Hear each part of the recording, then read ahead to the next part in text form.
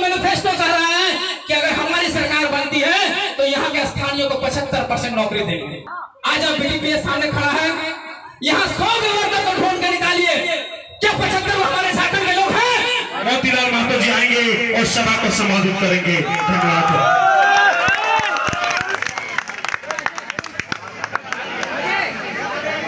इस मंच पे मंचासीन हमारे पार्टी के केंद्रीय अध्यक्ष श्री जयराम कुमार महतो जी और साथ में विराजमान हैं हमारे कोडरमा लोकसभा के पूर्व प्रत्याशी मनोज यादव जी, अर्जुन रजवार जी, सुश्री पूजा महतो जी, प्रखंड अध्यक्ष भानु प्रताप महतो, नावाडी के प्रखंड अध्यक्ष देवनारायण महतो, डोंगरी के प्रखंड अध्यक्ष अमित महतो, जिला के अध्यक्ष जिलाध्यक्ष अमरेश महतो जी, साथ में जिला के सचिव खागेंद्र जी, तमाम जिला के पदाधिकारी, तमाम प्रखंड के पदाधिकारी, तमाम पंचायत के पदाधिकारी एवं तमाम उपस्थित हुए सभी जनता को मेरे तरफ से एक ही बार जमा जमा जोहार।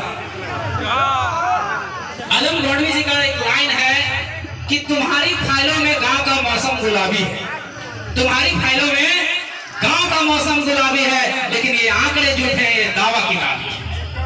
उन्होंने कहा है कि जो अटक कर रह गई है सरकारों की फाइलों की जाल में, जो अटक कर रह गई है सरकारों की फाइलों की जाल में, और रोशनी गांव तक आएगी कितने साल में? ये सवाल आलम गढ़वी जी पूछ रहे हैं जनता की तरफ से कि जो आपने वादा किया था कि जो कंपनियां स्थापित होगी, जो बीटीपीएस स्थापित होगा, जो सीटीपीएस स्थापित होगा, जो केटीपीएस स्थापित होगा, उससे यहाँ के लोगों को रोजगार मिलेगा, यहाँ का जीवन स्तर सुधरेगा, यहाँ का शिक्षा सुधरेगा, यहाँ का स्वास्थ्य सुधरेगा, यहाँ के लोगों को रोजगार मिलेगा, यहाँ का लोगों का जीवन जो है खुशहाल होगा। क्या आज जब से कंपनियां स्थापित हुई है क्या आपका जीवन खुशहाल हुआ? खुशहाल हुआ? कंपनियों ने तो आपकी जमीन ले ली, जमीन के बदले में आपको क्या दिया? वायु प्रदूषण दिया उन्होंने, लेकिन क्या दिया? वायु प्रदूषण दिया, भूमि प्रदूषण दिया, जल प्रदूषण दिया। कैसे नहीं दिया? लेकिन मरने वाला चीज दिया, खुशहाली नहीं दिया। खुशहाली किसको दिया? जो बंगाल से आए लोग, बिहार से आए लोग, यूपी से आए लोगों को दिया। आप बताइए ना, आपके सामने बीटीपीएस है, उस बीटीपीएस में आप लोग निकाल के देखिए कि हेमंत सोरेन की जो सरकार है उनका वादा था 2019 में, उनकी मैनिफेस्टो निकाल के देख लीजिएगा। हम नहीं कह रहे हैं, उनका मैनिफेस्टो कह रहा है कि अगर हमारी सरकार बनती है तो यहाँ के स्थानीय को 75% नौकरी देंगे। कहा था कि नहीं कहा था? कहा था ना। आज अब बीडीपीएस सामने खड़ा है, यहाँ 100 गवर्नर को ढूंढ के निकालिए, क्या 75 हमारे झारखंड के लोग हैं? आज किसी भी जात, संप्रदाय, लिंग या धर्म का हो, हमें उससे कोई मतलब नहीं है, लेकिन अगर 100 को नौकरी यहाँ है तो 75 को हमारे लोगों को होना चाहिए। क्यों होना चाहिए? क्योंकि जमीन हमने दी है, उसका धुआं हम खा रहे हैं, उससे बीमार हम हो रहे हैं, हमारे बच्चों का भविष्य बर्बाद हो रहा है धुएं से, तो हमको रोजगार क्यों नहीं मिलेगा? कहा जाता है शास्त्रों में कथा है कि विद्या दती विनय, विद्या विनय देती है, विनय से शिक्षा मिलता है, शिक्षा से हमें पात्रता मिलती है, पात्रता से हमें नौकरी मिलती है, नौकरी से हमें रोजगार मिलता है, रोजगार से हमें धन की प्राप्ति होती है, धन से हमें सुख की प्राप्ति होती है। हम पढ़े, हम लिखे, लेकिन हमारे पास रोजगार कहाँ है? बिहार चिल्लाता है कि हमारे पास रोजगार नहीं, हम समझ सकते हैं, लेकिन हमारे झारखंड में 2800 लिस्टेड कंपनियां हैं, बीसीसीएल, ईसीसीएल, सीसीएल, सारे लिस्टेड कंपनियां हैं, लेकिन क्या हमारे हाथों में रोजगार है? क्या हमारे पास स्वास्थ्य है? क्या हमारे पास शिक्षा है? जबकि संविधान का आर्टिकल कहता है कि लोगों का ये फंडामेंटल राइट्स है, यानी स्वास्थ्य, शिक्षा, रोजगार उसका मौलिक अधिकार है, लेकिन फिर भी हमें नहीं मिल रहा है। हमारे पास रोजगार है, लेकिन ये दे नहीं रहे। हमने कहा कि 2800 लिस्टेड कंपनियां, बीटीपीएस का एक टर्म का हम मान लेते हैं 5000 एम्प्लॉय। अब 2800 कंपनी को 5000 से मल्टीपल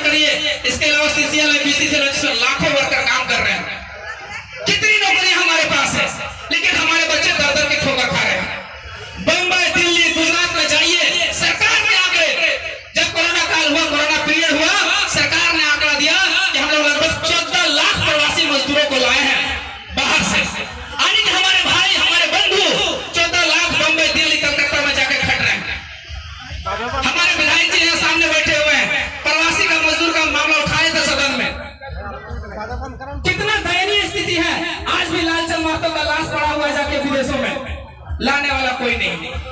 क्यों विदेश में जा रहे हैं? क्योंकि आपने रोजगार नहीं दिया, एक अच्छा नीति नहीं बनाया, एक अच्छा नियम नहीं बनाया। इसलिए हम लोग को डट कर लड़ना होगा, साथ मिलकर चलना होगा, हाथ से हाथ मिलाकर चलना होगा। हमें अब कानून की लड़ाई लड़नी होगी। हमारे पूर्वजों ने विनोद बाबू, निर्मल दा, बाबू सुब्रमण्यी, रामदयाल मुंडा जैसे जब आंदोलनकारी थे, जब उन्होंने इंदिरा गांधी को अपना मैनिफेस्टो सौंपा था झारखंड अलग करने के लिए 1956 ईस्वी में, उन्होंने कहा था, इंदिरा गांधी जी ने एक लेटर भेजा कि आपको झारखंड क्यों मिलना चाहिए।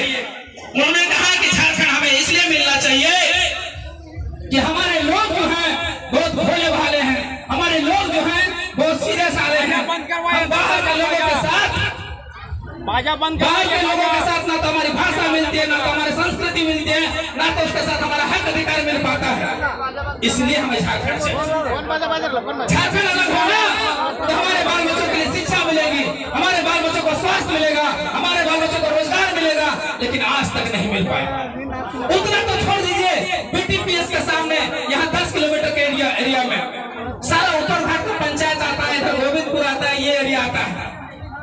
क्या ये बीटीपीएस ने इसका 10% कम से कम खर्च करना है हमारे स्वास्थ्य के लिए, हमारे शिक्षा के लिए? आज इस बीटीपीएस ने हमारे बच्चों को पढ़ने के लिए कितना स्कूल खोला है बताइए?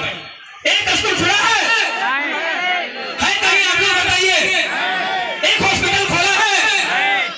तो इस बीटीपीएस को क्या करना चाहिए? इस बीटीपीएस को क्या करना चाहिए? अगर हमने दिया है जमीन तो उसके बदले हमको अधिकार चाहिए। और अब हम झारखंडी बुड़बक नहीं रहे हैं। अब पहले हम लोग लड़ते थे बल से, अब लड़ेंगे कलम से। अब हम लोग कलम से लड़ेंगे। हमने एक विधायक भेजे हैं, आज देखिए हमारे लिए विस्थापन आयोग बन गया। विस्थापन आयोग क्या होता है? विस्थापन आयोग आने की, आपको अगर विस्थापित किया, विस्थापन का नियम क्या है?